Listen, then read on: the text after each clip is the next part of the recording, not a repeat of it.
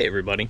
When I first started making these videos, I was going to focus on travel exclusively, but I've just been having fun making videos, so I'm going to show you a few projects we've been working on in the house as well. So today we're going to do some blackberry jamming.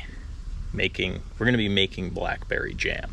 Blackberries are all over the Pacific Northwest, so you can find wild ones and make your own jam out of them. So I'll be showing you that process today. Here's some wild blackberries that have just been growing in the side of our yard. So I'm going to go through, pick all the ripe ones, and let some of these fester a bit longer before I pick them.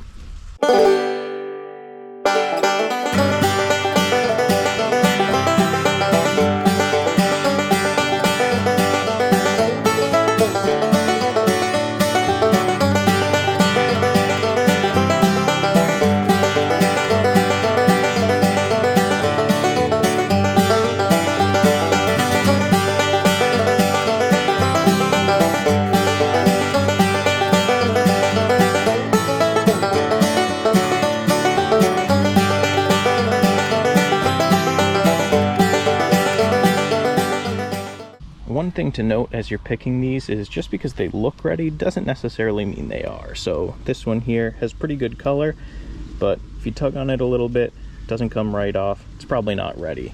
They're going to come right off for you when they're ready to get picked. All right, we got a pretty good haul, so now we're going to wash them and squash them. So I've seen a lot of different recipes and people doing these jams in different ways. I'm fancy myself more of a cook than a baker, so I don't really follow instructions well. But I'm gonna mash them first as they're in the pot cooking, then I'm going to add sugar. From what I've seen, if you're not using pectin, you wanna do a 2-to-1 ratio on berries to sugar if you measure pre-mashed. So we got about 5 cups of berries, so I will use 2.5 cups of sugar.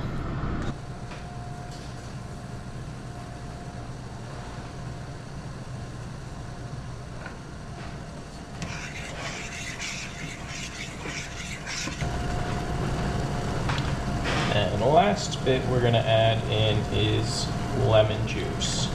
Goes for about 2 tablespoons of lemon juice. While I got this reducing, I have my lid sterilizing and my mason jars getting up to temperature. I definitely did not reduce the jam enough last time I made it, so I'm gonna see if having it on the stove a bit longer will help to reduce it down, make it a little less runny. The pectin mafia out there is probably just saying use pectin, but I'm not going to. All right, we got it up to a boil, so now we are just gonna let it simmer. I'm gonna do 20 minutes. I'm feeling good about that. All right, I'm feeling pretty good on how much it has reduced, so we're gonna try the plate test. Get a little bit, pop it on a frozen plate, let that sit for a minute, and see if it'll wrinkle up and stay put for me. Alright, let's see. No, I'm just gonna let it sit a little bit longer. It's still a little runny. Tastes pretty good though. Alright, we are ready to start canning, so I will walk you through that process as best as I can. Got our jar out, up to temperature. We got our nice microplastic canning funnel. We're just going to fill the jar. Leave a little space at the top. I'm going to remove the bubbles. I don't think this is an improved method to remove the bubbles, but it's what I got. Alright, and we are going to clean the edges. And remember, messes don't count if you clean them before Bree gets home to see it. All right, and then we're going to screw these tops on best you can.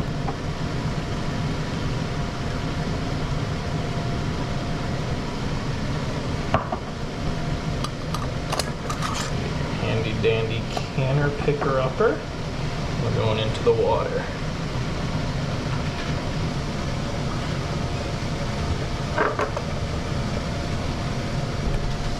All right, all the kids are in the pool. We're gonna keep them submerged for 10 minutes. All right, the jam is out of the bath and we're gonna wait 12 hours and see if we have a seal. Otherwise, my friends are getting a lot of jam. All right, it's been 12 hours. So let's check our tops, make sure they are properly sealed. That's not bad. All right, here's our finished product.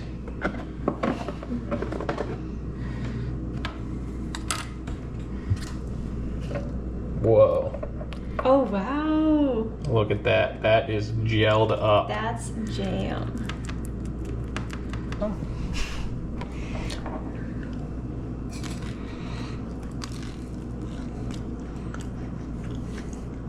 That is pretty good.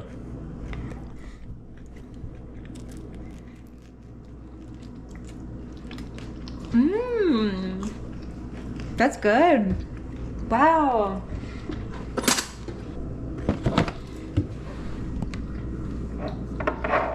Try it with a little fromage when in Rome. Not bad. I don't think you're gonna like the cheese much. No, it's good with the jam. All right, there you have it. Canning went really well. Next time, we will try to be doing some Italian dwarf plum jam. And I'll have to find some recipes on that one. Not sure about the pectin level on those. Thanks for watching, and we'll see you next time.